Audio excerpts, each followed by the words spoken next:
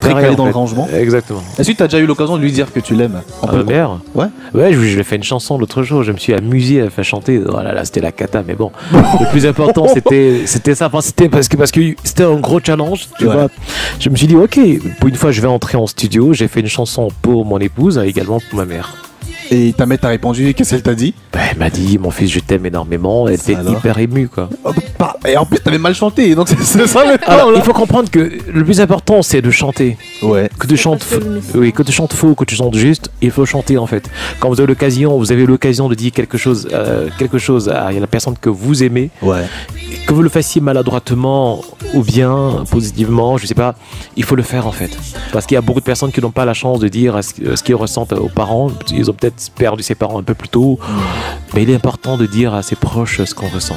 Et même moi j'ai la chance de le faire. De le faire à ta maman. Eh bien, ce qui est important, et ça me plaît beaucoup, ce que tu as dit, même si on utilise la mauvaise des manières, bon, t'as par exemple utilisé le chant, même si on chante mal, il faut bien le dire. Exactement. Je propose en fait qu'on écoute cette petite extrait. C'est également une personne qui donne son amour à une autre. Oui. Tu nous diras si elle l'a fait de la meilleure des manières. D'accord. Frankichou, tu lèves la piste s'il te plaît. Écoute attentivement Poliane. Une occasion m'est donnée de te dire tout ce que j'ai dans mon cœur. Attends. Tu es un enfant. Qu'est-ce que vous avez fait comme ça? Comment je peux dire? T'es malade. Très obéissant. À l'écoute des autres, vraiment. Wow. J'ai toujours su que vraiment, en tant qu'aîné, tu es toujours à l'écoute de tes cadets, à l'écoute de tes aînés. Je souhaite que tu ailles de plus en plus loin, que tu puisses faire de grandes choses, parce que tu es appelé à faire de grandes choses, mon fils. Je ne peux que te donner des encouragements et que tu puisses toujours aller de l'avant. Merci pour tout ce que tu fais pour moi en tant qu'aîné. Vraiment, je suis très fière de toi. Ta maman chérie qui t'aime beaucoup. Urban Tube. Poliane est mon aîné sur 4 garçons. À sa naissance, il se démarquait déjà par sa beauté, sa façon d'être. Parce que quand je l'ai accouché à la maternité, on l'appelait déjà chinois, tellement il était mignon. Et au lieu d'avoir des cheveux debout comme tous les autres bébés, mais il les avait déjà couchés. Alors, il y avait des étudiants ce jour-là quand j'ai accouché, mais ils ont apprécié la beauté de cet enfant. Partout quand j'allais, même dans des promenades, madame, vous avez un très beau bébé, un très beau bébé. Quand il a atteint l'âge du collège, il a eu à faire du mannequinat. C'était déjà un démarquement. Bon, avec le temps, il a commencé à me surprendre. Et quand il a eu à entrer dans cette société où il devait enseigner, il devait être téléconseiller, c'était déjà un départ, c'était déjà un boom. Et j'ai toujours su que cet enfant ira loin. Donc ça ne me surprend pas qu'il fasse des grandes choses aujourd'hui. C'est un enfant au grand cœur. Il a vraiment le cœur sur la main. Et prêt toujours à aider et à venir au secours de ceux qui sont dans le besoin. Franchement, comme maman, je suis très très fière de lui. Et je souhaite qu'il puisse aller toujours de l'avant. Et il ira très loin avec l'aide du Seigneur. Urban Tube. Est-ce qu'elle l'a bien fait, cette phrase-là, ces phrases-là? Wow, ça fait chaud au cœur d'écouter ma maman. Donc, ouais, je me rappelle qu'elle m'avait posé la question qu'est-ce que tu aimerais faire de ta vie? J'ai dit vivre de la voix, quoi. Ouais. Et donc, du coup, moi j'ai pris le cœur de ma mère. En fait, ma mère a passé des années à. Elle était capable de nous faire dormir au sol parce qu'elle faire dormir un étranger sur le lit, en fait. Vous voyez, donc c'était ce sacrifice-là en fait qu'elle faisait toujours pour les autres. Elle n'attendait rien en retour. Elle a presque élevé la plupart de ses nièces et neveux en fait, qui ont vécu avec nous.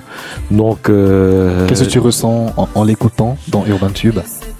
Je suis énormément ému parce que là, vous venez de promouvoir en fait cette relation magnifique parce que je suis quelqu'un de très très très très discret dans ma vie, énormément très discret dans ma vie privée et tout et tout.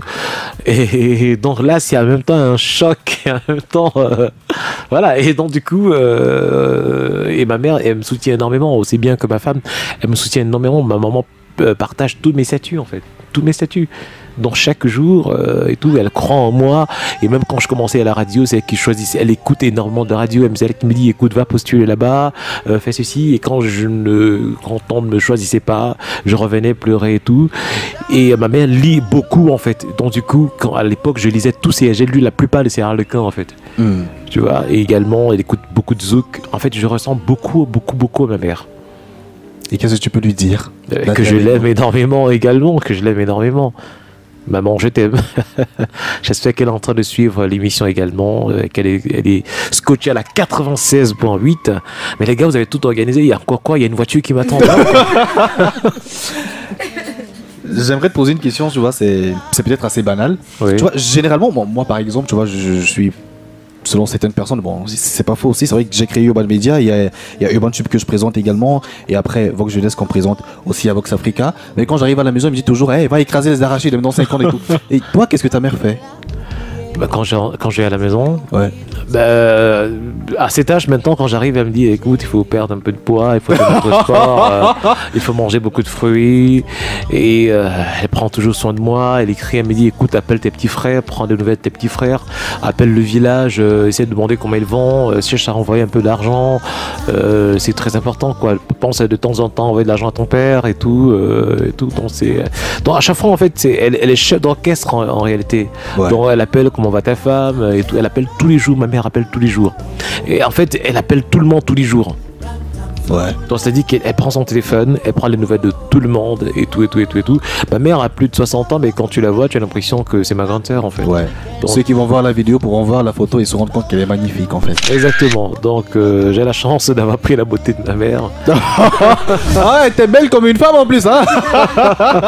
Alors, on va terminer surtout en te présentant quelques images. Tu vas nous dire à quoi tu penses en fait lorsque tu vois ces images-là. On va commencer par celle-ci.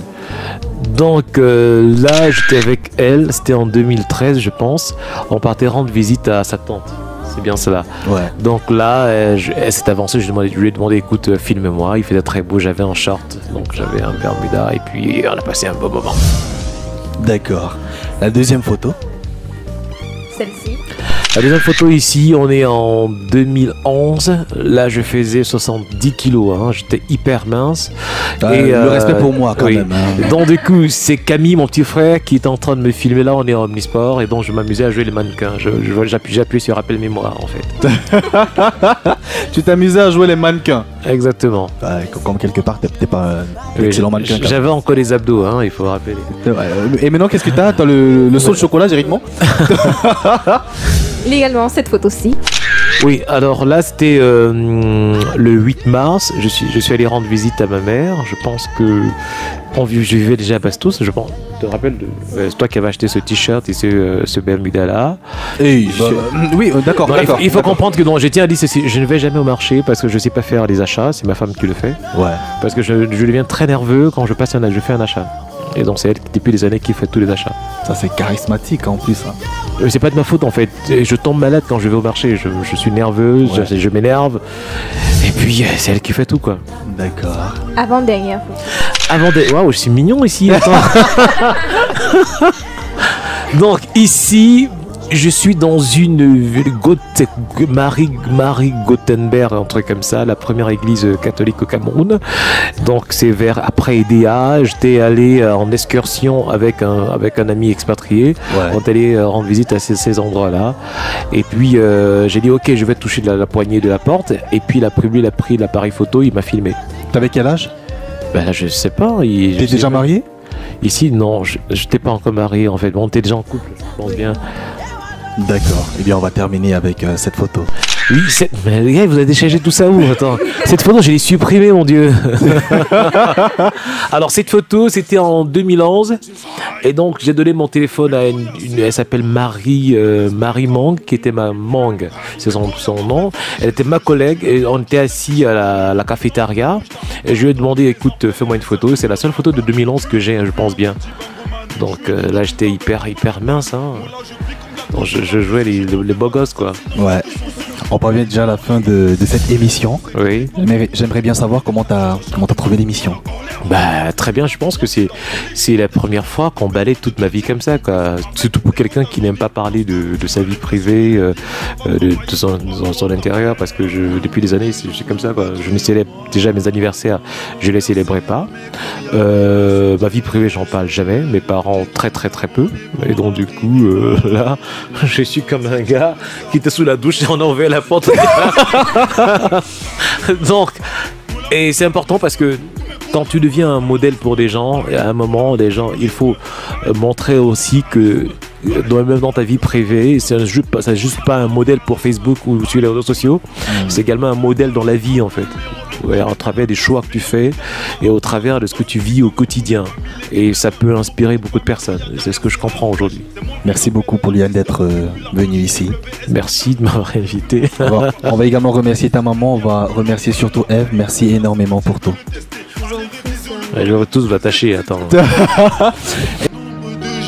Pas cru en moi. Urban Tube. Mes couilles qui me soutiennent. J'ai trop charbonné pour arriver là. Servez Doudou, le doudou des nanas. Je fais parce que j'ai le charisme. Aïe, voilà le charisme. Mes couilles, voilà le charisme. Aïe, voilà le charisme. Aïe, moi j'ai le charisme. Aïe, voilà le charisme. Mes couilles. Je suis ta venteur, c'est l'heure je vous na. C'est ta fréquence.